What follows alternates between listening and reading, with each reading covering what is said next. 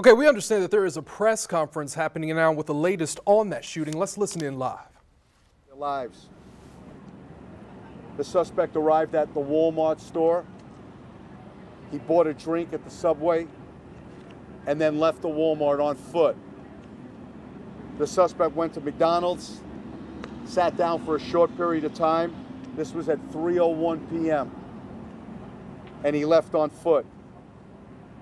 At 3:41 p.m., 40 minutes after he departed from the McDonald's, the suspect was detained at 4700 Wyndham Lakes Drive in Coral Springs by an officer from the Coconut Creek Police Department.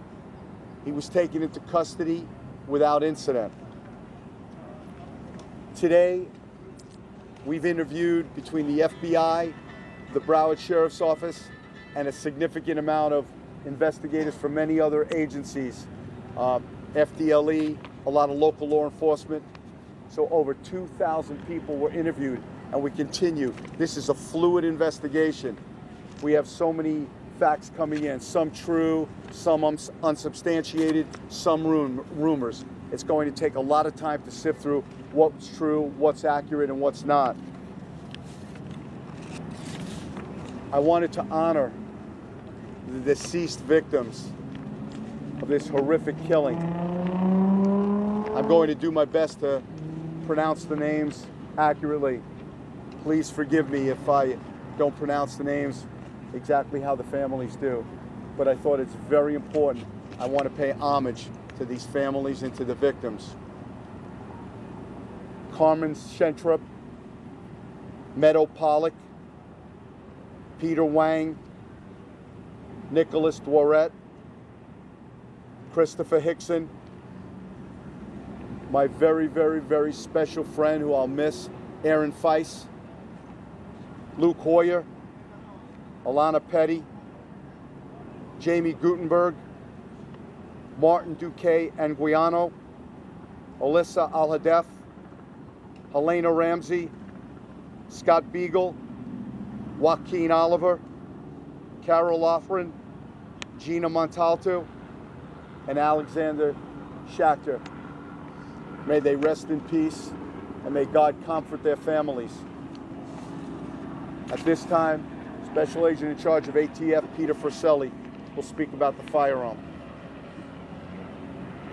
Good afternoon. On behalf of the men and women from ATF, I want to extend my condolences to the families of the victims and to the people of the community. And I also ask that you keep in your thoughts and prayers the first responders who responded out to this scene. 30 plus years in law enforcement, I can tell you it was a difficult one. The firearm that was utilized in this event was purchased lawfully here in the state of Florida just short of a year ago by the individual who was charged with this crime. We're here to help the Broward County Sheriff's Office to follow up on any leads that may pertain to the firearm or anything else that they need. And again, I ask that you keep the folks who responded to this scene as well as the families of the victims in your thoughts and prayers as we get through these difficult days. Thank you. Special Agent in charge Lasky addressed some of the questions you had today about tips received regarding the suspect. Mr. Lasky is going to expound upon some of that information. Good afternoon. I'd like to take this opportunity to provide some additional information about the tip we spoke about this morning. On September 25th, 2017, the FBI field office in Jackson, Mississippi received a tip about a comment posted to a YouTube account by someone with the username Nicholas Cruz, spelled Nicholascruz. The comment said, "I'm going to be a professional school shooter." There was no additional information about the particular time, location, or further identifiers about the person who posted the comment. The complainant had provided the same information to YouTube. YouTube removed the comment.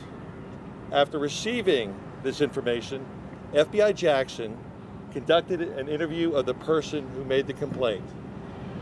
This person lives in Mississippi, has no connection to South Florida, and has no knowledge about the person who posted the comment. The FBI also conducted internal database reviews and open source checks.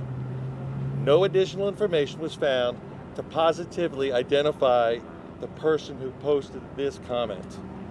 There was no connection found to South Florida. Moving forward, we will continue to gather all information about the subject as we try to identify his motives, his associates, and his actions leading up to yesterday's events. We are looking into his social media posts, his movements, his conversations leading up to the shooting, as well as any other indicators that may be out there. Again, my heart goes out to the victims, the families, and the friends, and everybody else who suffered by this cowardly and horrific act. Sheriff. I want to take this opportunity to thank this amazing group of people flanking me, your elected officials, who came from places as far as Washington, D.C., Tallahassee, and just came down here. The calls I've received from Congresswoman Wasserman Schultz, from Mayor Beam Furr, Michael Udine, Commissioner, and on and on and on. I can't thank them enough. They just want to see safety in Broward County. To all of you, thank you.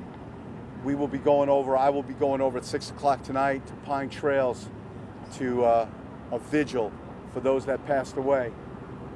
I know some of you are going to heed my remarks, and I know some of you are not, but I'm going to say them anyway. You need to respect the privacy of these families. These families are going through the most horrific time in their lives. And if they say they don't want to talk to you, respect them. Don't move forward with your camera. Don't move forward with your microphone. Let these families be. Let these families heal. They deserve that. Please honor them. Many of them have called me and asked me to transfer this message, and I hope you'll consider listening. Many of you would have done it anyway. Some of you might not. Please respect these families. They lost children. They lost loved ones. Could you imagine what they're going through? Thank you for your time. Any questions? Is he did he belong to a white nationalist group? Has he been able to confirm that, because one's claiming him as a member? It's not confirmed at this time. There's so much, we've heard that, we're looking into that, you know, and we'll just keep following on with that. Did he speak to anyone at the McDonald's? Have you interviewed that person, if so? He might have, I don't know at this time. Two questions. First of all, would that make this a hate crime? And also, you mentioned yesterday 2 people shot outside the school. How does that fit into the narrative? Well, it fits in perfectly. He could have shot them. He could have been within the school. They could have been outside. You know, this is an AR-15. This is a powerful rifle and could have easily gone through a door or shot while the door was open. So we're still examining video. It's a great question. It's something we've asked ourselves. Within a day or two, we will have the exact, you know, answer to that. But at this time, it doesn't change or alter the timeline at all. Sheriff, were they? It certainly could. The rooms that were targeted, were they targeted for any particular reason? Yes. He bought the weapon in Coral Springs at a dealership called Sunrise Tactical. No, I didn't mention release. I didn't talk about releasing any video. We're examining video, and we might release information we recover or capture from the video. But at this time, we have no plans to release any type of surveillance video. You know, I also want to acknowledge Superintendent Runcie. He's been with us from the. Sure. Yes. Sure. Yeah. Sheriff, what type of response? I'm just gonna give way to the mic to Superintendent Runcie. He has some important things to say, and then I'll come back to the microphone. Let me just first say, on behalf of the school board members and myself, our school board members here today, just reiterating what the sheriff has said. Please respect the privacy of our families as they go through this horrific situation. Again, we can't stress that enough. If you could honor them and respect them during these very difficult times. We've had hundreds of people today that have gone through our crisis services that we provided at several locations, 2 here in Parkland, 2 in Coral Springs. We'll continue to provide those tomorrow and the next day as necessary.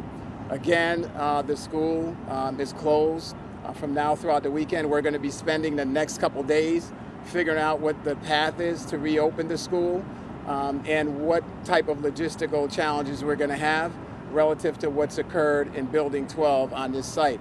Once that information becomes available, we will be providing it out to the parents and the families in the community and the media as well. Again, thank you for respecting our families. Give them the space and time to grieve and get through this very difficult time. Sheriff, is there a reason he targeted certain rooms? He seemed to have gone to specific rooms and then upstairs.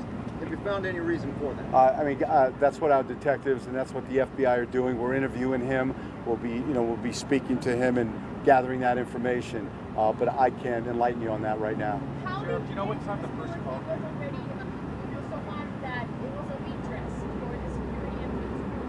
Well, he was dropped off by an Uber vehicle. And let me say this, at this point, the driver is not complicit in any way, shape, or form. The driver just simply picked up a fare and dropped the fare off at Stoneman Douglas. He walked in into the gate, he walked into the school, and I don't know that anybody recognized him or knew who he was or at that point. Mental health his previous vacation, mental health. I don't know anything at this time. Sir, the security chief said that there were still remains inside the school. Do you have any reason to believe that a family member or anybody may have assisted him in this? At this point, we have no reason. There are other people we want to certainly talk to. There are people of interest that might enlighten us as to why he did what he did. But at this point, at this time, there's no accomplice or nobody else that we're looking at from that perspective. When he was a student here, was he required You made no mention of what Senator Nelson, I'm sorry, you're talking. what Senator Nelson mentioned yesterday about him wearing a gas mask and a bulletproof vest. No mention of that as you made the timeline. Can you tell us anything more about that, whether that's true or not, or when No. he was off and on? No, I have no reason to believe. I haven't seen the videos yet. I'm going to be briefed tomorrow on that, but I don't know that he had a mask on at any time. When he was a student here, was he required to carry his belongings in a clear bag because of a fear of the teachers that he might bring a weapon into the school? I've never heard that before. Sir, this morning you said there were still remains inside the school. Have they been taken from the school, and has the school been cleared yet? All the victims are at the medical examiner's office, and right now the medical examiner is doing a thorough investigation. As I said before, we want to release the victims to their families. We understand that the Sabbath is tomorrow, and we're very cognizant of that. But the main thing we want to do is we want to make sure there's a successful prosecution, and we want to go as fast as we can, but accurate is better than speedy. Sure. And is the school still being swept, or is that an inspection? The school is a crime scene, and we're examining the crime scene. Thank you. All our students, all of the people here. That I read out? No. Some are. There are adults on the list as well. Has the family he was staying with said anything, that they noticed anything like that in the room that he was staying in? I'm not sure at this time. That's something that we'll examine. You've been listening live to a press conference in South Florida about that terrible school shooting, 17 people killed yesterday, and you were listening to it with me as well. A couple things stood out to me. One is the timeline. According to officers down there now, here this shooter killed 17 people allegedly, and then walks in a McDonald's, pours a drink at a Subway, also walked in a Walmart at the Subway, and then went to the McDonald's, and then was detained without incident. And then also a very moving moment, I thought, when law enforcement said, I may not be able to pronounce the names correctly according to the families, but let me do my best, and read all 17 names of the deceased to from honor the those incident. victims. Yeah. Something else that I thought was interesting, they mentioned in that press conference that the shooter purchased that AR-15 legally in Florida about a year ago. That purchase was made in Coral Springs at Sunrise Tactical, but that AR-15 was purchased lawfully in Florida by Nicholas Cruz. We're going to take a break and we'll be right back.